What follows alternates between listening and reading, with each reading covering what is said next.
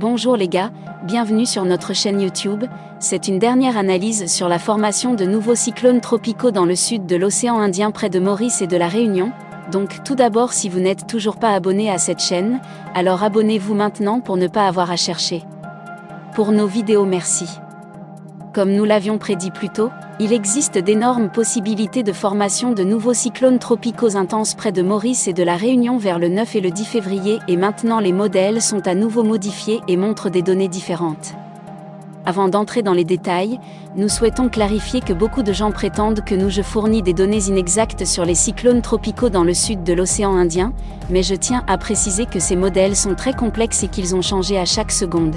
Ce n'est donc pas notre erreur de savoir ce que les modèles montrent ou non, nous ne sommes que des prédicteurs météorologiques qui peuvent simplement prédire la situation basée sur les derniers modèles et les dernières données.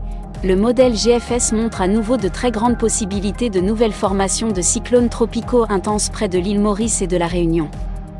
Le modèle GFS montre maintenant qu'il y a deux cyclones tropicaux susceptibles de se former dans le sud de l'océan Indien. Le premier cible Madagascar où il peut créer des risques mortels sur le pays de Madagascar et le deuxième cyclone se rapproche de Maurice et de la Réunion et impacte directement notre région. Mais nous souhaitons clarifier que toutes les prédictions sont basées uniquement sur les modèles actuels et cette prédiction peut être changée à tout moment, peu importe qu'il y ait 2 ou 3 cyclones, mais il est confirmé qu'il y aura au moins un cyclone tropical dans le sud de l'océan Indien. Il est conseillé à tous de rester vigilants avant ces systèmes et d'éviter de visiter les zones maritimes de 5 à 6. En janvier, il existe une possibilité de perturbation des vagues dans le sud de l'océan Indien en raison de la nouvelle formation de ces cyclones. Par contre, le modèle du CEMT montre qu'un seul cyclone s'approche de Maurice et de la Réunion, mais ce cyclone est très grave et dangereux.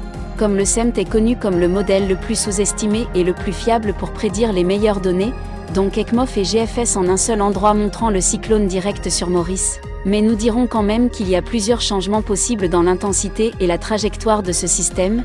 Comme le cyclone Candice l'a heureusement fait, cela n'a pas influencé les conditions météorologiques dangereuses sur notre région, mais ces cyclones semblent être plus dangereux que ces cyclones. Alors restez vigilants et restez en sécurité, continuez à regarder cette chaîne pour obtenir toutes les mises à jour, prenez soin de vous, au revoir.